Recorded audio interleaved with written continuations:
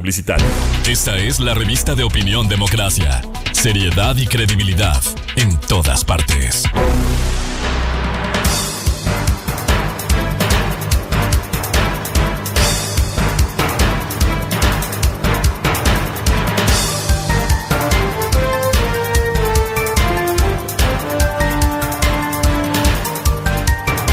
Siete 10 minutos en el territorio continental ecuatoriano, buscando la verdad y abogando por la unidad nacional en pro de la paz y la seguridad en el Ecuador. Queremos dar la bienvenida en estudios de la revista de Opinión Democracia al señor ministro de Economía y Finanzas, Juan Carlos Vega. Lo invitamos para hablar los temas económicos de coyuntura. Recordemos que esta semana se anunció el contenido de la Proforma 2024, que en un nuevo gobierno se lo presenta para que en el año en ejecución sea aprobado en la Asamblea Nacional. Proforma que en términos generales viabiliza recursos mayormente para la seguridad ciudadana y la atención social. Sin embargo, antes de ir a este tema, el tema de la aplicación del aumento del IVA, que esa es una decisión, lo que se espera, como bien recoge declaraciones del señor ministro este viernes en diario El Universo, esto está en manos, decidirá finalmente el presidente Daniel Noboa. Pero quisiera empezar con un tema de coyuntura que no deja de preocupar y que aquí hemos hecho una crítica constructiva, no de ahora, un problema estructural. Lo que sucede en la gran mayoría de los 221 gobiernos locales, los municipios del país, que hoy ha quedado en evidencia más de 100 gobiernos locales que están en problemas por las inundaciones, las fuertes lluvias, que recordemos se advirtió con la venida del fenómeno del Niño el año anterior, no impactó como era la previsión, que sea leve, moderado o fuerte. Sin embargo, hoy le está pasando factura al Ecuador. Es bueno conocer, porque mucho se habla de la necesidad de recursos. Y el Estado, el gobierno central, le pone recursos y con el argumento de autonomía no hay respuestas contundentes, especialmente en la prevención que deben tener los gobiernos locales, que son los principales responsables de lo que sucede. Hemos visto lo que ocurre en provincias como Bolívar, en la provincia de Los Ríos, en Manabí, el caso de la ciudad de Chone, que no es nuevo, es un problema estructural que no hay manera, con el manejo político, de emprender obras que permita enfrentar a este fenómeno natural. Señor ministro, ¿está al día la entrega de recursos? ¿Cómo se ha distribuido en la demanda de lo que les corresponde a los gobiernos autónomos descentralizados? Muy buen día. Estimado Miguel, muy buenos días y siempre agradecido por permitir usar estos prestigiosos micrófonos de Radio Democracia para hablar con el país. Realmente la situación en los últimos 3 o 4 días se ha complicado muchísimo, sobre todo en la costa y en la provincia de Bolívar, y nos ha tocado en las dificultades de la caja fiscal y de la restricción de recursos, priorizar a los cantones y a las provincias que están en esta situación tan complicada, empezando por Esmeraldas, por Manabí, por Guayas, inclusive en El Oro hay problemas, en la provincia de Bolívar, muy enfocado en el cantón Echandía, en Caluma, están con problemas muy serios, y como usted bien dice, Chone está sufriendo mucho. Hemos mandado los recursos al alcalde, estamos trabajando fuertemente con las prefecturas, que son las que mayoritariamente tienen la maquinaria y las capacidades para apoyar en estos momentos difíciles. Hubieron fondos muy importantes para la prevención. Algunos de esos se ejecutaron en los últimos días del gobierno anterior, otros quedaron sin ejecutarse, lamentablemente. Y este rato ya no son momentos de prevención, sino son momentos de actuar de salvar la vida de las personas que han perdido todo, llevarlas a albergues, de asegurarse que tengan los alimentos básicos para sobrevivir. Y inmediatamente entendemos que estamos en el pico del invierno. Es un invierno muy fuerte, tal vez no de la magnitud que se esperaba en términos de un fenómeno del Niño, pero realmente un invierno muy fuerte. Hace falta más medidas seguramente de prevención, de drenaje. En este momento estamos actuando con lo que nos permite los pocos recursos que tenemos. Hemos transferido en los últimos días más de $27 millones a los gobiernos locales para ayudarles a superar esta emergencia. Estamos actuando muy activamente con la Secretaría de Riesgos y de todas las carteras del Estado en lo que le compete a cada uno, en términos de salud, en términos de las escuelas, del Midubi, en temas de recuperar rápidamente viviendas para que la gente pueda tener un techo. Entonces, estamos tomándolo con mucha responsabilidad. Hemos actuado en equipo y trabajando en conjunto con los gobiernos locales para tratar de paliar esta situación tan compleja y dura que les ha tocado vivir a las provincias, principalmente de la costa. Señor ministro, el tema de las asignaciones en medio de la enorme dificultad que tiene la caja fiscal, se está cumpliendo con las asignaciones, porque hay momentos que los gobiernos autónomos descentralizados reclaman recursos, pero no se miran al espejo lo que han hecho o lo que debieron hacer con lo que recibieron. Es muy importante. Sí, seguimos teniendo cierto nivel de retrasos. Recibimos casi 4 meses retrasados los pagos de los gobiernos locales del gobierno anterior, a nivel de juntas parroquiales, de gobiernos municipales y de prefecturas, los 3 niveles de gobierno. Hemos hecho esfuerzos grandes, y ellos también, para recibir formas de pago alternativo, como las prefecturas y los municipios grandes, en bonos del Estado, que están utilizándolo en pago de proveedores, una parte, en otra parte para pagar al Banco del Estado y bajar sus necesidades de flujo de caja mensual. Hemos trabajado coordinadamente para tratar de resolver esa deuda atrasada que nos dejó el gobierno anterior. Nosotros hemos seguido pagando en la medida de lo posible y siempre priorizando en este caso, como el fenómeno del Niño y este invierno tan fuerte, a los gobiernos locales con más necesidades. Claramente hay una necesidad de trabajar desde el punto de vista de los gobiernos locales en la calidad de su gasto, en incrementar su gasto de inversión, en tener un gasto corriente y de nómina más regulado, y en eso creo que hay una tarea importantísima como país de regularizar y de rendir cuentas de la calidad de ese gasto. En el caso de la prevención, ¿esos recursos se habrá gastado en los gobiernos seccionales precisamente para la prevención? En la prevención habían rubros importantes en la empresa pública del agua, que fue la que escogieron en el gobierno anterior como el ejecutor de fondos importantes. Si no estoy equivocado, habían como 60 millones para usarlos en prevención. En los últimos meses de la administración anterior se gastaron como 30 millones.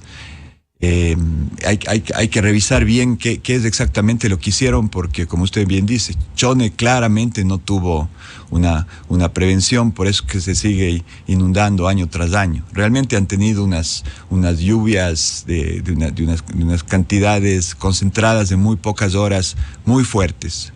De los informes que tenemos, hay como 10.000 hectáreas, no solamente de las ciudades, sino de los sectores productivos alrededor de Chone. Esperamos que al bajar las lluvias eso se pueda recuperar en un plazo relativamente corto. Seguramente va a haber que reconstruir muchas de las áreas de Chone. Vimos imágenes del hospital colapsado.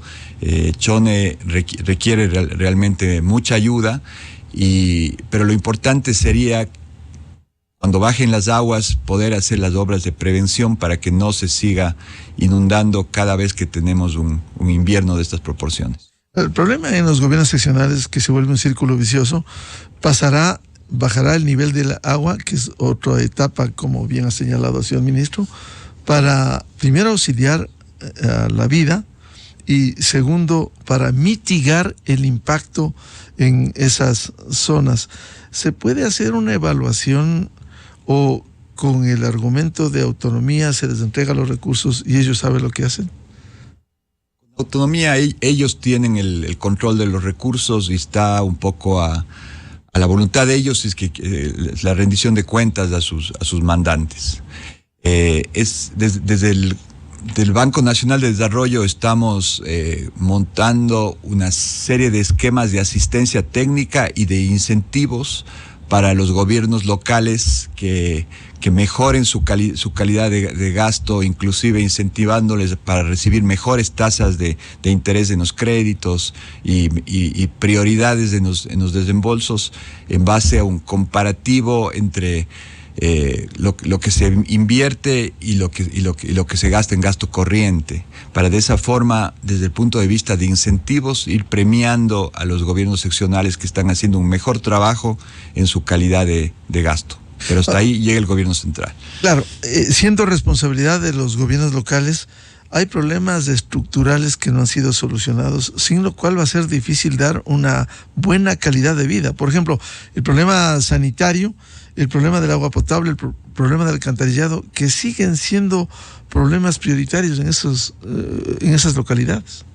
Penosamente, en muchas localidades no se ha superado las necesidades de alcantarillado, agua potable y temas absolutamente básicos que están en mucho mejores condiciones en las grandes ciudades de Ecuador. Yo creo que es muy importante trabajar en una reestructura en general de todos los niveles de gobierno, empezando por el gobierno central, en la calidad de gasto y en la calidad de servicios que ofrecen a su población.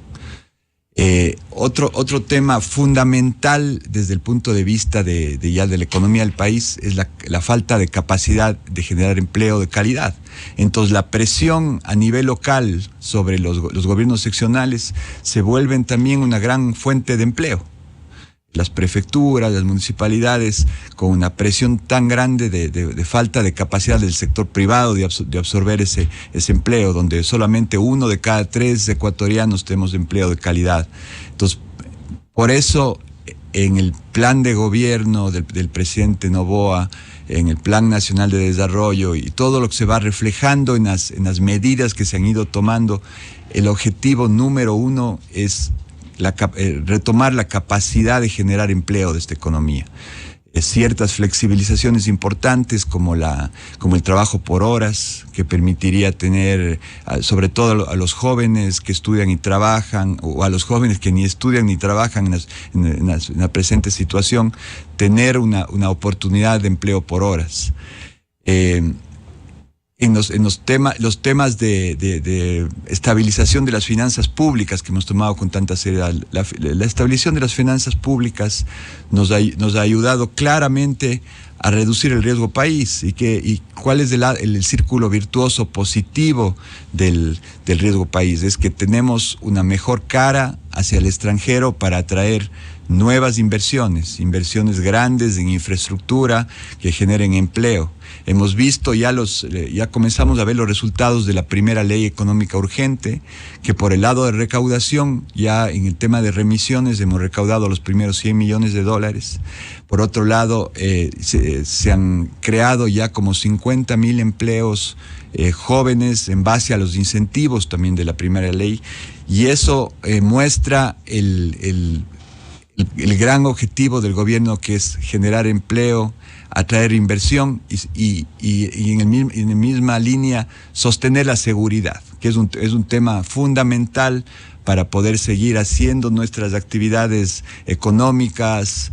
El carnaval fue una muestra de reactivación, tal vez no al 100%, pero muy importante desde el punto de vista de turismo, desde el punto de vista que las personas se puedan circular con tranquilidad dentro del país, que todo el tejido social se vaya recomponiendo, que la gente ha recuperado la esperanza de volver a tener paz.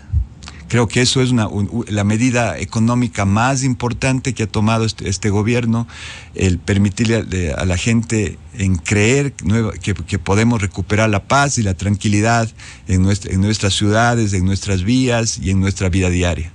Es indudable que sin seguridad no habrá desarrollo. Vamos a hablar de esos temas que nos ha señalado en base a la proforma del 2024, los ingresos, los egresos, pero para concluir el tema de este fuerte invierno, ¿qué haría falta frente a la demanda de los gobiernos seccionales si se les ha entregado los recursos al menos para enfrentar esta emergencia? Yo creo que este país tiene casi ilimitadas necesidades insatisfechas, ¿no? Hay muchas cosas que quisiéramos tener los recursos para cumplir con todas las necesidades y hacer unas mejoras profundas en los temas de infraestructura de vías, de los temas de agua potable, que son tan indispensables para una calidad de vida razonable, los temas de alcantarillado en todas las ciudades. Yo creo que hay cantidad de necesidades insatisfechas. Solamente para darle un dato, en la proforma general del Estado, las solicitudes de todos los otros entes del gobierno superaban los 6.000 millones de dólares adicionales a lo que se incluyó en la proforma. ¿Y qué hacer frente a esa demanda si no hay recursos? O sea, inmediatamente hay que hacer como se hace en una familia en la vida diaria. Uno siempre quiere tener una casa más grande, un mejor carro, tal vez tener una piscina en la casa, pero hay que ir priorizando y sobre todo hay que ir balanceando los gastos a nivel de los ingresos. Si es que no tenemos ingresos suficientes, y esto es uno de los temas que se ha tomado con responsabilidad. A nadie le gusta que le suban los impuestos, claramente.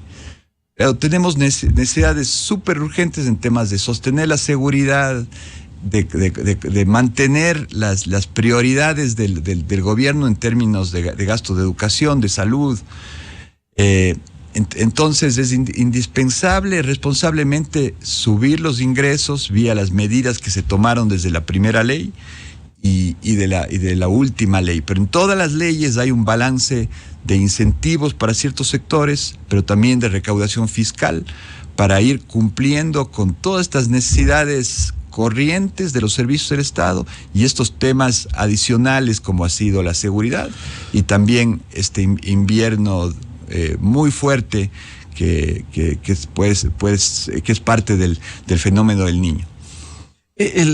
Para cerrar el tema de los gobiernos autónomos descentralizados, la ineficiencia administrativa de ejecución es terrible. Y yo siempre cito y repito el tema de Esmeraldas, en donde hay San Mateo, hay los recursos hídricos, se tendió la tubería hasta Muisne hace casi 6 años, y sin embargo no hay el servicio. Esta es una ineficiencia de los gobiernos locales. Hay el agua, hay la tubería y no hay el servicio. Pero los impuestos sí cobran puntualmente los impuestos locales.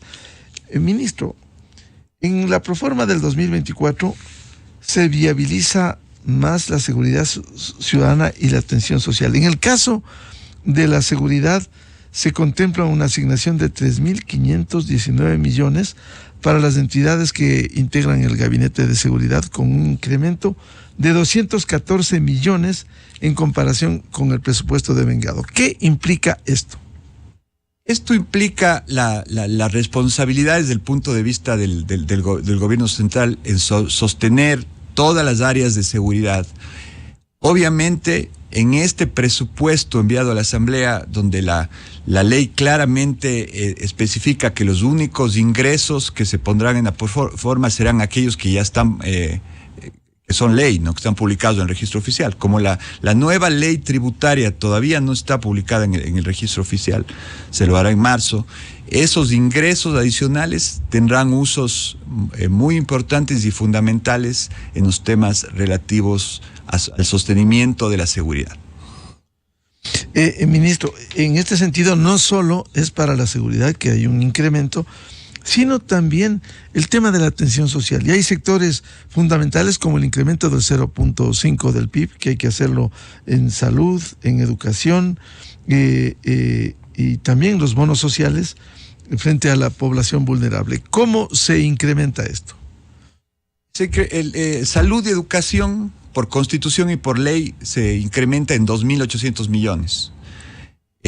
Muchas veces esas medidas son un poco demagógicas porque incrementa el gasto, pero nunca identifican la fuente de financiamiento. O sea, ¿de dónde van a venir los recursos para sostener ese gasto adicional? Que para todos, o sea, más que bienvenido para cualquier país tener un importante presupuesto en salud y educación.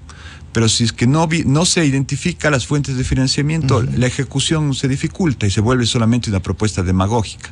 Eso adicionalmente, en una ley se eliminó el techo, porque al principio era llegar a 6% en educación y creo que 4% en salud. Ahora sigue creciendo ilimitadamente y se va volviendo una bola de nieve, que eso no implica que hayan los recursos para financiar, ni tampoco que sea de calidad, que creo que es lo más importante. Y esa creo que es una deuda histórica del gobierno central, la calidad de los recursos que presta desde el punto de vista de salud y educación, que son cosas básicas y fundamentales que requiere sobre todo la población de escasos recursos.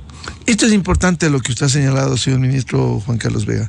Claro, hay que valorar el mejoramiento. Si uno toma el incremento que se ha dado año tras año, en ese nivel porcentual no hay un mejoramiento ni de la salud ni de la educación. Ahora, hay otro tema que está consignado en la proforma de la entrega de 3.082 millones para las entidades de seguridad social, sea el IES, el ISFA, el ISPOL. ¿Cómo se va a cumplir esto? Porque también en medio de las dificultades ha habido demanda del cumplimiento de lo establecido en la entrega de recursos. Esa es otra preasignación bastante complicada de cumplir y que históricamente no se ha logrado cumplir este 40% adicional de subsidio del presupuesto general del Estado a la seguridad social. Lo que se cumple es los pagos normales como empleador público relacionado a los empleados públicos, pero el tema del 40% no se ha venido cumpliendo. En algunos años creo que se ha llegado hasta el 28% y se ha ido incrementando una deuda muy importante hacia la seguridad social que en los términos actuales de la presión de la caja fiscal son muy difíciles de cumplir. Estamos trabajando muy de cerca con el Instituto Ecuatoriano de la Seguridad Social, con el Banco del IES, para sostener por lo menos un flujo de caja mínimo que les permita a ellos cumplir con sus responsabilidades de pensiones, con sus responsabilidades de salud. Pero claramente, como se ha venido ya hablando muchos años en el país, se requiere una reforma al sistema de seguridad social. El sistema de seguridad social está acabando con las reservas y va a llegar a un punto que no tenga para cumplir con sus obligaciones, con sus afiliados y con sus jubilados. Claro, por la falta de reformas estructurales, lo que se hace es mirar al Estado y no solo el cumplimiento del 40%, porque si se acaban los ahorros, ¿cómo se va a sostener al menos dos fondos fundamentales, el fondo de pensiones y el fondo de salud? Exactamente, Miguel. Esa es una responsabilidad y lo estamos trabajando en la seguridad social. Se está estudiando seriamente una propuesta de cambio legal que permita tener una sostenibilidad en la seguridad social en el mediano plazo. Tema del incremento del IVA a raíz de la ley que será publicada el próximo mes de marzo y cuyo incremento del IVA se empezaría el 1 de abril. ¿Cómo se piensa arrancar? Hay el techo del 15% que tiene la atribución el presidente sobre la base del incremento mínimo del 12 al 13%. Frente a la necesidad de recursos, ¿cuál sería la decisión? La recomendación del Ministerio de Economía y Finanzas es subirlo al 15% y el presidente así lo ha expresado en otros medios, pero hay que claramente especificar que el veto va en la línea, que se sube un punto permanente y hay 2 puntos por un informe positivo de parte de la necesidad de las finanzas públicas del Ministerio de Economía y Finanzas, que ahorita es evidente que estamos en una situación muy compleja, pero la decisión la tiene el presidente de subirlo a 15%, o si él considera en ciertos momentos que ya los problemas fiscales se han solucionado a ciertos sectores, él tiene esa flexibilidad, que es una flexibilidad muy importante, que se le ponga del lado del Ejecutivo de subir esos dos puntos o bajar cuando él considere necesario. Esto sería desde el 1 de abril. Eso sería desde el 1 de abril, igual que todo el paquete tributario que se pasó en la Asamblea. Claro, eso implica la contribución de la banca, cooperativas, a las utilidades. Empresas. Exactamente, las empresas. Y el incremento al 5% del ISD, que también está a potestad del Ejecutivo en subirlo del 3.5 al 5. ¿Y cómo enfrentar el déficit que está en alrededor de 4.800 millones? Enfrentar el déficit tiene que venir con ayuda de financiamiento internacional, que los organismos internacionales, yo creo que hemos ganado mucha confianza. Eso se muestra en la reducción del riesgo país de 2.500 a cerca de 1.500, que todavía es un nivel alto que tenemos que seguirlo bajando. Eso va a permitir que entren recursos de afuera, créditos bilaterales de gobiernos amigos, de todo el esquema de organismos multilaterales, del BID, de la CAF, de FLAR, del Fondo Monetario, que nos van a ayudar a superar ese déficit fiscal para este año. ¿Y están avanzados los diálogos para lograr eso una vez que ha bajado el riesgo país? Nos hemos mantenido en contacto desde el primer día, hemos estado compartiendo cifras. Ellos ven con mucha, casi sorpresa, la capacidad política que ha tenido el gobierno de conseguir estas medidas. Son medidas históricas. El gerente del Banco Central decía ayer que son las medidas económicas, el paquete económico y de incremento de IVA más importante de los últimos 15 años.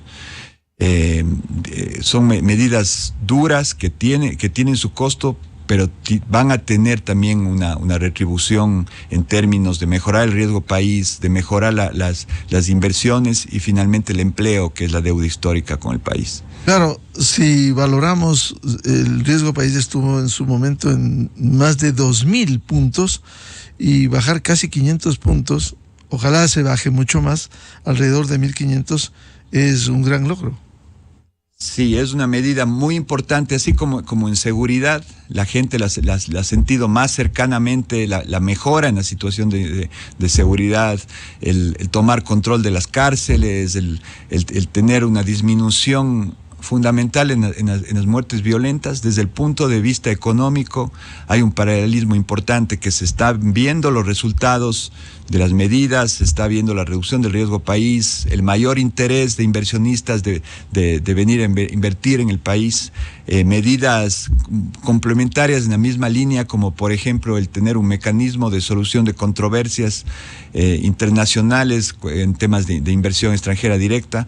Todo eso va en la línea de mejorar las inversiones que llegan al Ecuador, mejorar el empleo, bajar la inseguridad, que la inseguridad viene mucho desde el punto de vista de faltas de oportunidades, sobre todo para los jóvenes.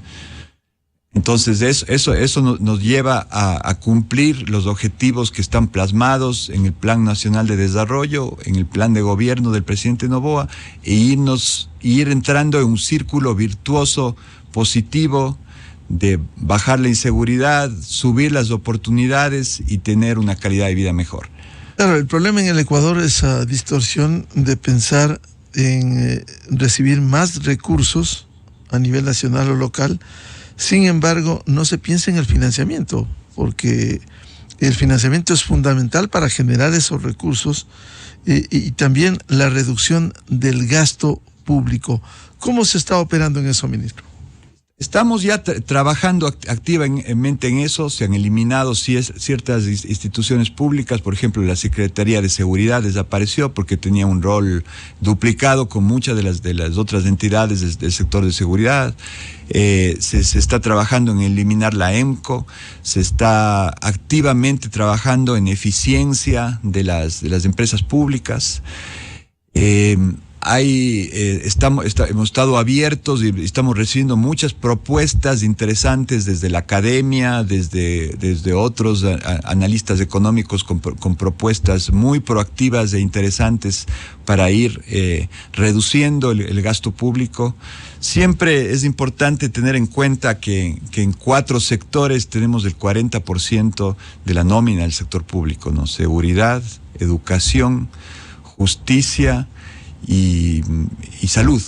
En esos 4 sectores están 9.3 de cada $10 que pagamos de la nómina del sector público. Son fundamentales. Que son fundamentales. Seguramente hay eficiencias y cosas que se pueden hacer mejor en esos sectores. Hemos incrementado importantemente el número de policías. 7,000 o 8,000 nuevos policías se han graduado y están ayudando a sostener la seguridad. Entonces todo eso cuesta, pero sin duda hay áreas en el sector público ineficientes que tienen que ser mejoradas y estamos trabajando activamente en eso.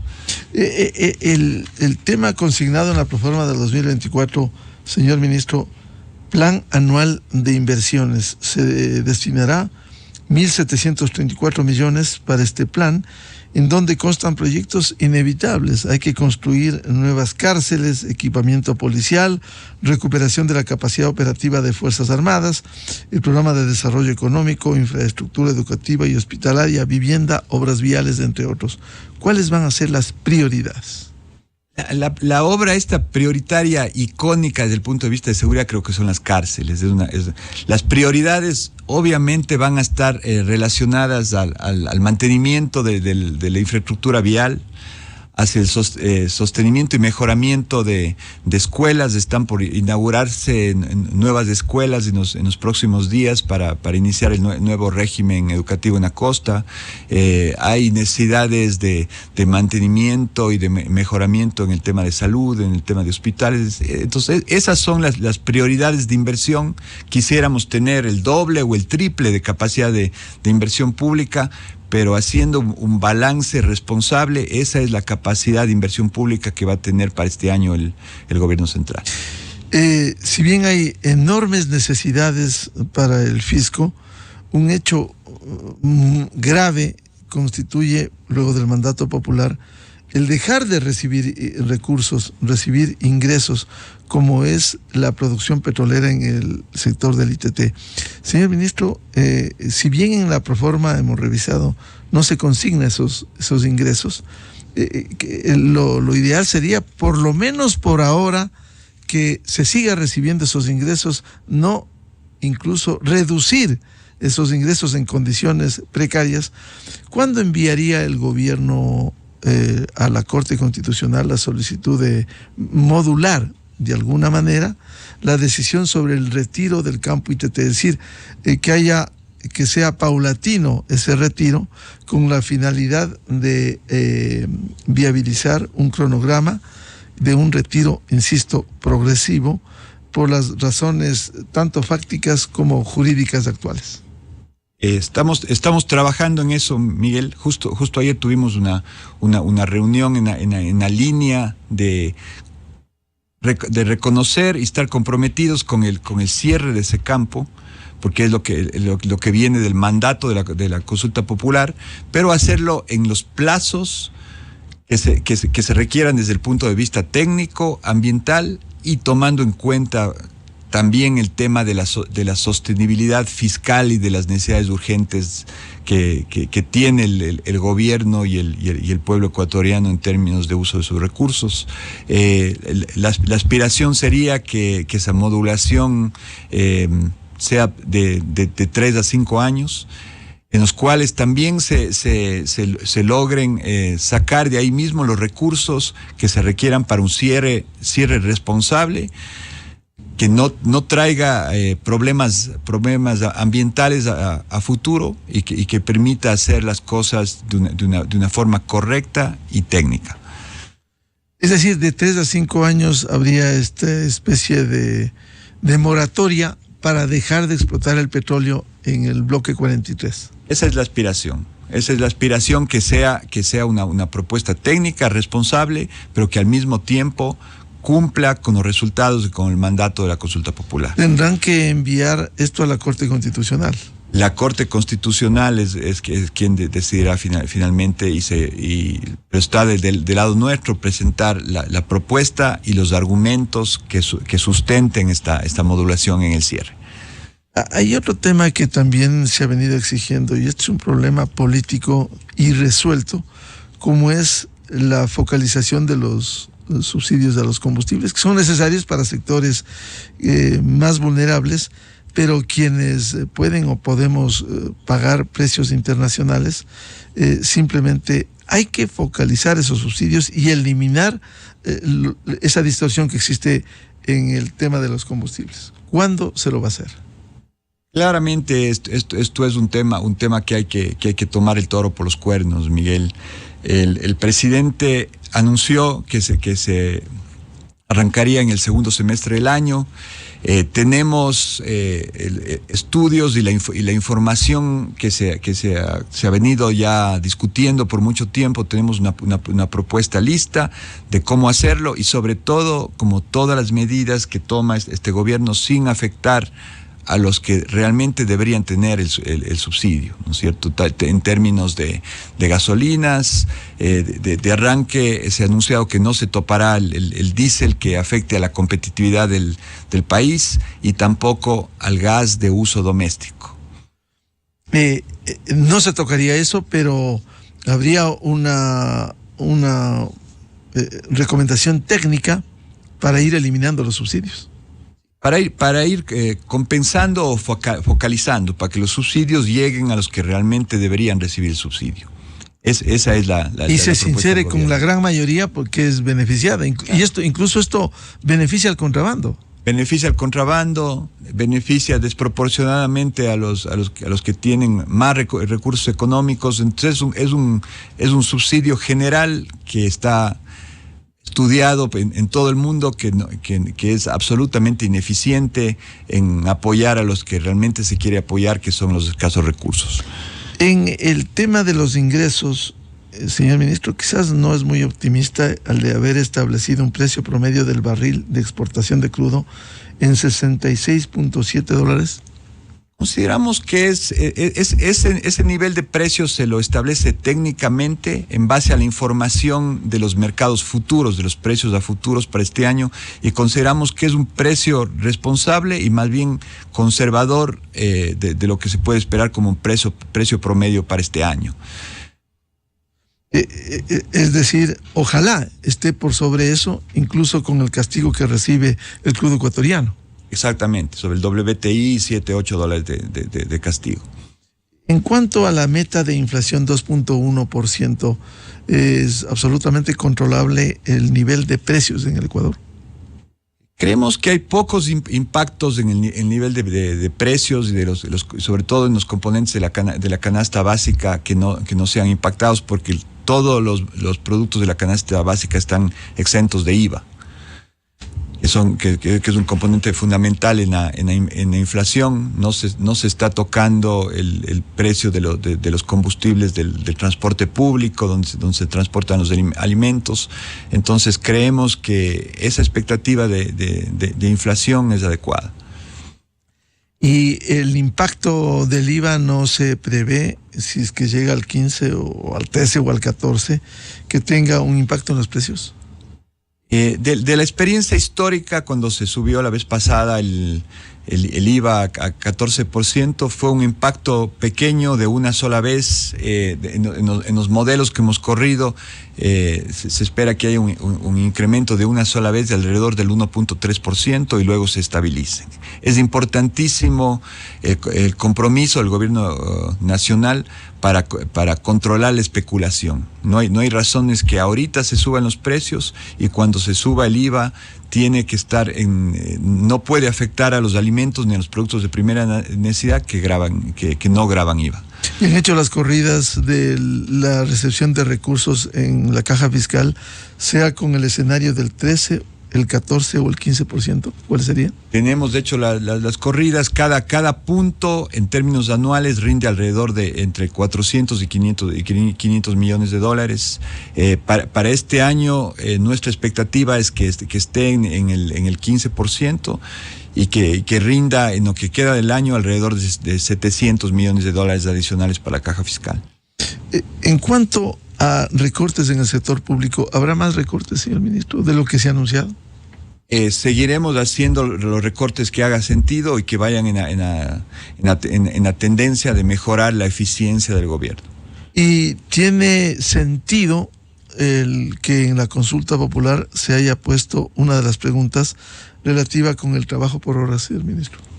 Tiene todo el sentido para flexibilizar el caduco esquema laboral que tenemos para generar empleo, sobre todo empleo joven de la gente que estudia y trabaja o la gente que no tiene trabajo y que pueda tener la flexibilidad del trabajo por horas. Y como claramente ya lo ha explicado la ministra de Trabajo, el pago por hora trabajada será inclusive más alto que alguien que tiene un trabajo a tiempo completo. En el manejo de la economía, señor ministro, frente a las necesidades que tiene el Estado, además de los multilaterales que están viendo con buenos ojos el manejo de la economía ecuatoriana, ¿se buscarán nuevas fuentes de crédito como ha sido en el pasado reciente con China?